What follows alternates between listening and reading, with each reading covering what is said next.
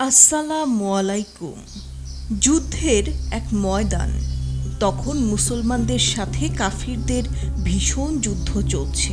হযরত আলী রাদিয়াল্লাহু জনৈক বিপুল বলশালী শত্রুর সাথে যুদ্ধে মত্ত রয়েছেন। বহুক্ষণ যুদ্ধ চলার পর তাকে কাবু করে ভূপাতিত করলেন এবং তাকে আঘাত হানার জন্য তার তরবারি ঊর্ধ্বে উত্তোলন করলেন। কিন্তু আঘাত হানার আগেই ভূপাতিত শত্রুটি তার চেহারা মুবারকে থুথু নিক্ষেপ করল।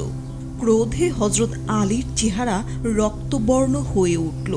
মনে হলো এই বুঝি তার তরবারি শতগুণ বেশি শক্তি নিয়ে শত্রুকে খণ্ড বিখণ্ড করে ফেলে। কিন্তু তা হলো না। যে তরবারিটি আঘাত হানার জন্য ঊর্ধ্বে উত্তোলিত হয়েছিল এবং যা বিদ্যুৎ গতিতে শত্রুর দেহ লক্ষ্য করে ছুটে যাচ্ছিল তা থেমে গেল। শুধু থেমে গেল নয়, ধীরে ধীরে তার নিচে নেমে এলো। পানি যেমন আগুনকে শীতল করে দেয়, তেমনিভাবে আলীর ক্রোধে লাল হয়ে যাওয়া মুখমণ্ডলও শান্ত হয়ে পড়ল। হযরত আলীর এই আচরণে শত্রুটি বিস্ময়ে বিমূঢ় হয়ে গেল। যে তরবারি এসে তার দেহকে খণ্ড বিখণ্ড করে ফেলার কথা, তা আবার কোষবদ্ধ হলো কোন কারণে? বিস্ময়ের ঘোরে শত্রুর মুখ থেকে কিছুক্ষণ কথা সরল না। এমন ঘটনা সে দেখেওনি, শোনেওনি কোনোদিন। ধীরে ধীরে শত্রুটি মুখ খুলল, বলল, আমার মতো মহাশত্রুকে তরবারির নিচে পেয়েও তরবারি কোষবদ্ধ করলেন কেন? হযরত আলী বললেন, আমরা নিজের জন্য বা নিজের কোনো খেয়াল খুশি চরিতার্থের জন্য যুদ্ধ করি না। আমরা আল্লাহর পথে আল্লাহর সন্তুষ্টি বিধানের জন্য যুদ্ধ করি। কিন্তু আপনি যখন আমার মুখে থুথু নিক্ষেপ করলেন, তখন প্রতিশোধ গ্রহণের ক্রোধ আমার কাছে বড় হয়ে উঠল।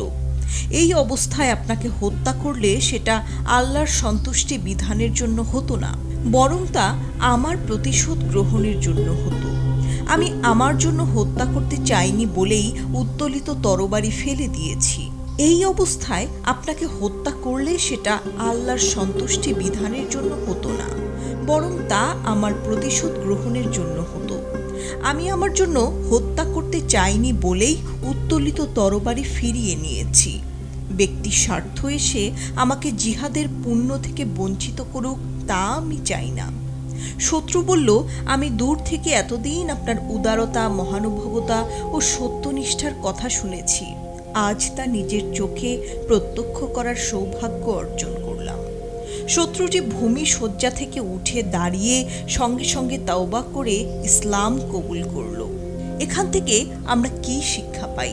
ইসলাম যুদ্ধ বা তরবারির মাধ্যমে আসেনি। ইসলাম যুগে যুগে এভাবেই তার মহত্ব ও ইসলামী আন্দোলনের অকুতভয় সৈনিকদের চারিত্রিক মাধুর্য দ্বারাই মানুষের মনে প্রভাব বিস্তার করেছে এবং এখনো করে চলেছে।